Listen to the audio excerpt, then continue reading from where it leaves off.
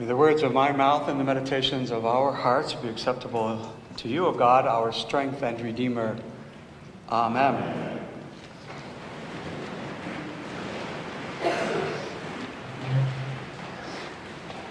I'm not aware of any indications in the Holy Scriptures that Jesus had a sense of humor.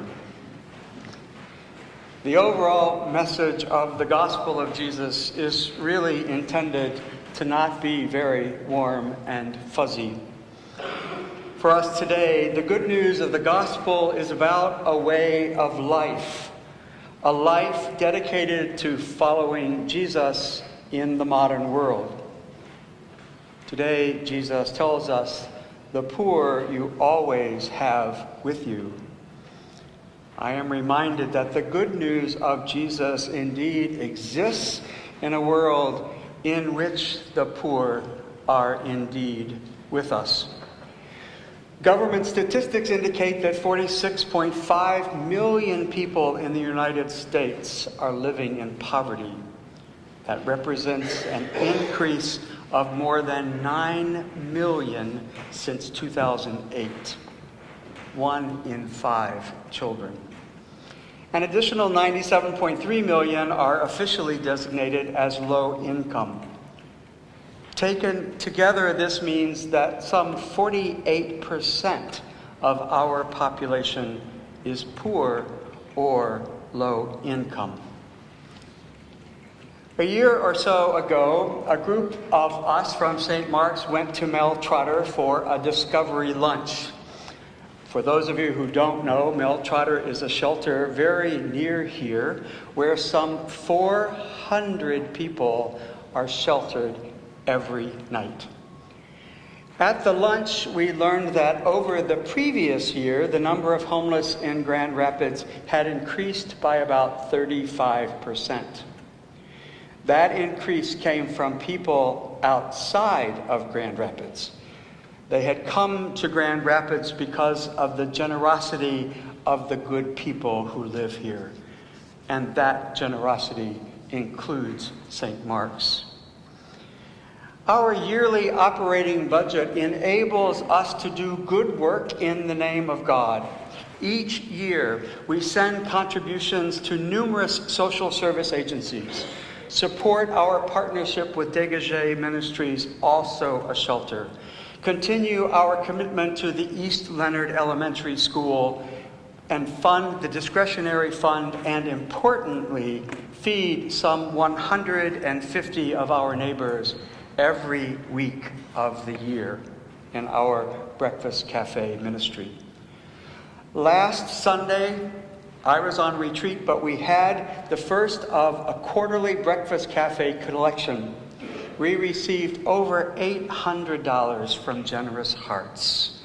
Today, envelopes are at both resource tables if you would like to contribute specifically to that powerful ministry.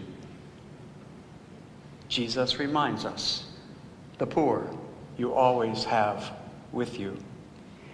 A few years ago, I was in El Salvador and visited a small town in the countryside. What I learned on that trip was eye-opening. I saw poverty the likes of which I had not seen before.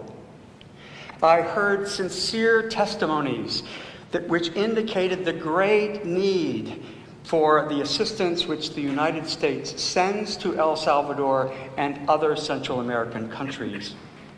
Aid from the United States is critical.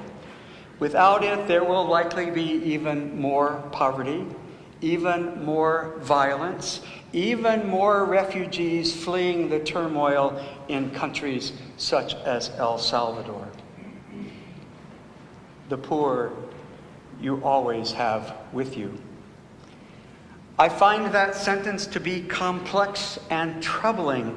It is a statement to keep in mind and perspective in light of Jesus and his commitment to the marginalized of his day, the poor, the sick, and the needy.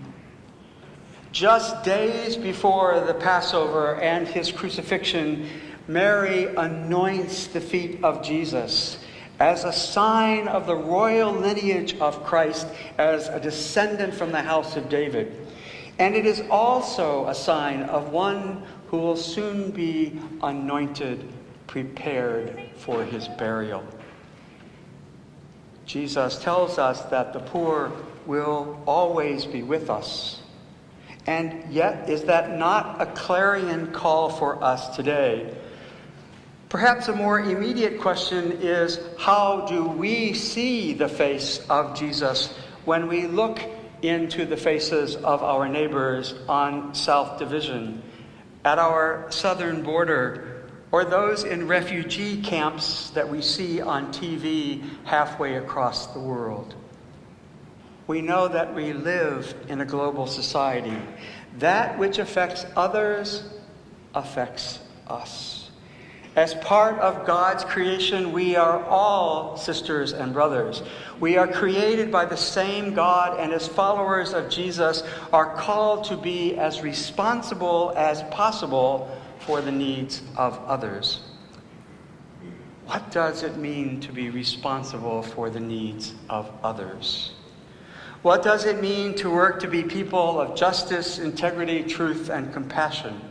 What does it mean to prepare our hearts to be one with Jesus as he moves closer and closer to the day we call Good Friday?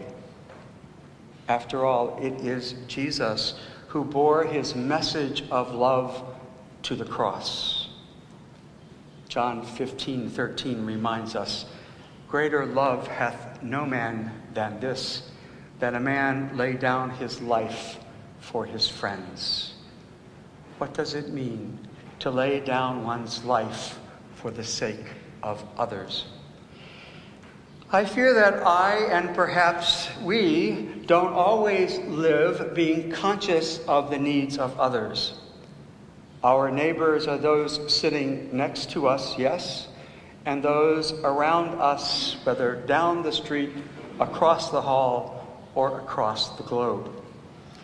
Unfortunately, we seem to be living in a society in which anything goes, can be said, true or false. As Christians, are we not called to a higher standard than that?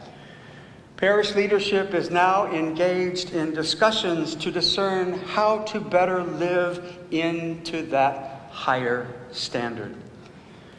The gospel of Jesus calls us to a higher standard, which very much involves forgiveness and reconciliation. As the beloved of God, we are called to tend one another and to live into the community God would have us become. St. Mark's mission statement and tagline, printed every week on the cover of the bulletin, call us to do what Jesus would have us do, to care for others as best we can. I believe that we are all in need of care, compassion, and love. To whatever extent I have failed in being faithful to that care for others, I apologize and ask for reconciliation. How about all of us in our lives? As individuals and as a community, are we not committed to being people of forgiveness and who seek reconciliation? With an abundance of grace available to us, Lent is the ideal season to make that a reality. When we ask for forgiveness and seek reconciliation, the door for healing and wholeness is opened wide.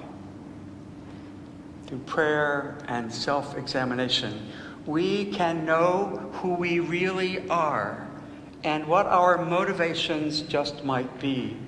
We can recognize that how we treat one another in our lives is vital to their health as well as our own. I am reminded of the most important dictum for the preacher. Preacher, hear thyself. Perhaps that applies to all Christians. Follower of Jesus, hear thyself. We are all called to put into practice what we profess with our lips. The good news of Jesus Christ is good news. It can be a life-giving stream of freedom and joy. The life, death, and resurrection of Jesus, which we call the Paschal Mystery, are good news stories. How we are people of that good news is up to us.